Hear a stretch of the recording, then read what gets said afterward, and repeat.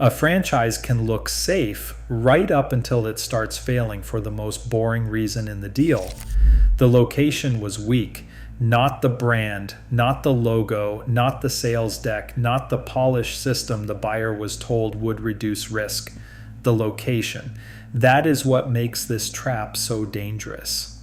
A weak location does not always look weak before the money goes in. The site can still look credible. The frontage can still look clean. The brand can still feel established. And the buyer can still walk into a business that was economically fragile from the beginning. That is the fracture most people miss. They think they are buying franchise safety.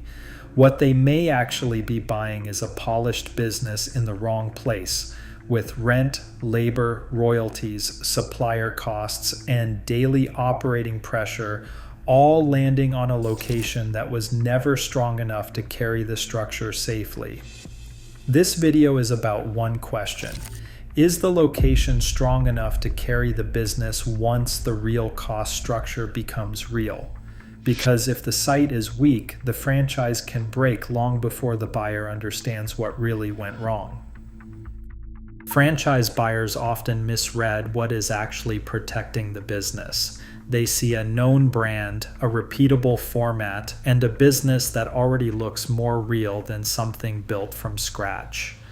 Compared with opening an independent store alone, that can feel much safer. But that feeling can be badly misleading. A recognizable franchise does not remove the local burden underneath the deal. The site still has to work. It still needs enough demand, enough customer flow, enough repeat behavior, and enough room for the business to survive after the structure takes its share. That is where buyers get trapped. They think the brand is carrying more of the business than it really is. So they focus on the system, the reputation, the launch plan, and the presentation, while the location may still be doing most of the economic work. If the site is wrong, all that polish can hide the weakness for longer than it should. The franchise can still open looking legitimate, the store can still feel real, and the owner can still be stepping into a location that was never strong enough to support the economics safely. A weak location does not just mean the site looks bad. It does not just mean the street feels quiet. It means the local economics are not strong enough to carry the business safely. That is the real standard. The rent may be too heavy for the level of sales the area can realistically support. Traffic may exist, but not in the right volume or pattern. The customer base may not match the concept well enough. Access may be worse than it first appeared. Parking may be weaker than expected. Visibility may be poor. Repeat demand may be softer. Sometimes that weakness only becomes obvious after the business is open. The site may sit near activity, but not inside the flow that actually converts into customers. It may be visible from the road, but awkward to enter, awkward to park at, or easy to pass by without stopping. It may sit in an area that looks busy overall, while the people moving through it are still the wrong fit for the concept. Or it may attract opening curiosity, then fail the harder test of repeat demand once the first burst of attention wears off. And that is where the danger starts. The location does not need to be disastrous to become a problem. It only needs to be weak enough that the business never gets enough room back after the full structure lands on top of it. That means rent still has to be paid, labor still has to be covered, royalties still come out, marketing contributions still come out, required systems still cost money, normal operating friction still shows up. So the real question is not whether the site looks acceptable. It is whether the location leaves enough room for the business to survive as an owner business once the full cost stack becomes real. This is the mistake that makes weak locations so dangerous inside franchising. Buyers assume the brand will compensate. They assume the name will pull enough traffic. They assume the system will make the economics safer. They assume the reputation will cover for local weakness. Sometimes the brand does help. It can improve trust. It can improve opening awareness. It can make the business easier to recognize. But that is not the same thing as solving the economics. A brand can help attention without creating enough durable margin. It can help launch momentum without fixing weak repeat demand. It can make the site look more credible without making the location fundamentally stronger. A weak site still has to convert local conditions into real owner economics. The unit still has to carry rent, labor, fees, supplier costs, and ordinary operating friction with enough room left for the operator. If it cannot do that, the franchise is not protected just because the storefront looks established. The brand may improve the surface. It does not erase the local weakness underneath it. This is where buyers finally discover what the location was really carrying. The business opens, the storefront looks real, customers come through, and yet the economics still feel weak. That is what makes this trap so deceptive. The location does not have to fail dramatically to damage the business. It only has to underperform enough that the owner never gets enough room back after everything else takes its share. Sales may come in, but not strongly enough. Traffic may exist, but not consistently enough. Busy periods may look encouraging, but the slower periods may be too soft to support the full cost structure. The concept may attract attention, but not enough repeat demand to make the economics comfortable. So the site may look active from the outside while the operator keeps discovering that the margin underneath is tighter than expected. And once that pattern starts, the pressure compounds fast. Rent does not get lighter because customer flow was weaker this month. Labor does not disappear because demand is uneven. Royalties still come out. Marketing still comes out. Required systems still stay in place. Maintenance, downtime, and ordinary business friction still show up.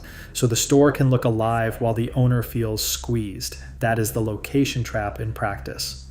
Sometimes the business does not collapse in one dramatic moment. It just never has enough room to feel safe. A weak location is dangerous in any business. But inside a franchise, the downside becomes heavier because the structure on top is heavier too. That is the part buyers often underestimate. A weak site is not just trying to carry a local store, it is trying to carry the full franchise stack at the same time.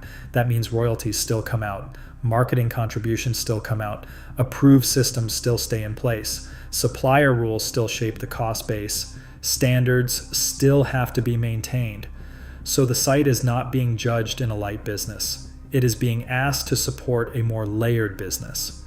In an independent business, a weak location is already a serious problem, but the operator may still have more room to adapt, reposition, change sourcing, change the offer, or protect margin in ways a franchise owner often cannot. Inside a franchise, the owner may be carrying local downside with fewer tools to defend against it.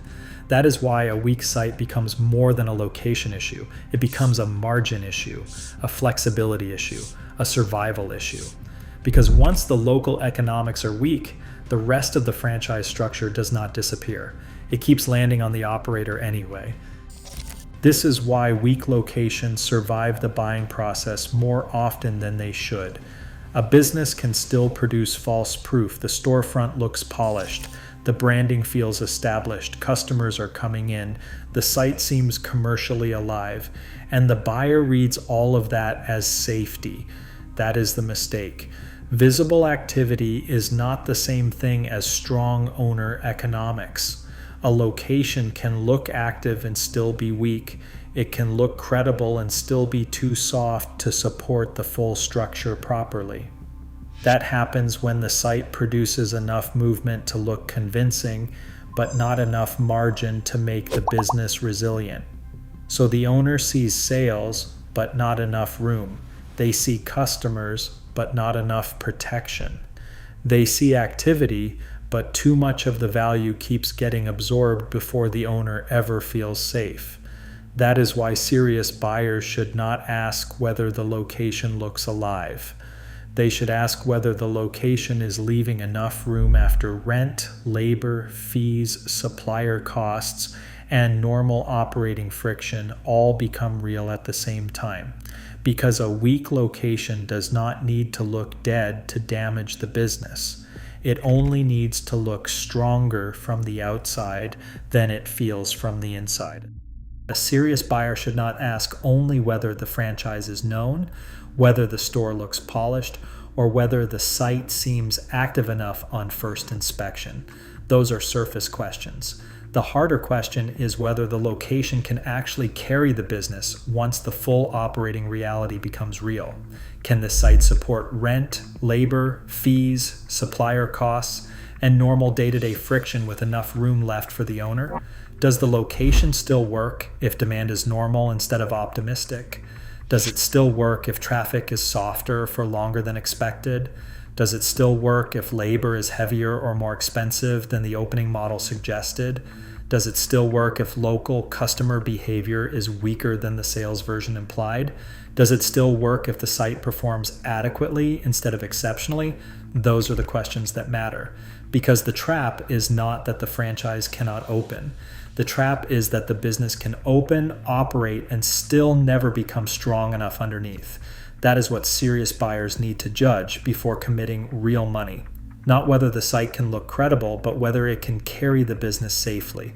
Because if the location only works under strong assumptions, smooth conditions, and unusually good local performance, then the franchise is weaker than it looks before the doors even open. A franchise does not become safe just because the brand is stronger than the average independent business. That is the illusion weak locations exploit. The buyer sees a recognizable system, a polished storefront, and a model that appears to remove some of the uncertainty. And all of that can make the deal feel safer than it really is. But the local economics still have to hold. The site still has to carry the business. The traffic still has to be right. The rent still has to make sense. The customer base still has to fit. The location still has to leave enough room after labor, fees, supplier costs, and normal operating pressure all become real together. If it cannot do that, the franchise is weaker than it looks from the start. That is why location is not just one factor in the decision. It is one of the clearest ways to misjudge what kind of business is actually being bought. A weak location does not just reduce the upside, it can quietly destroy the economics the buyer thought the franchise was protecting. And that is the real trap underneath the deal. A strong franchise brand can help the surface. It cannot make a weak location safe.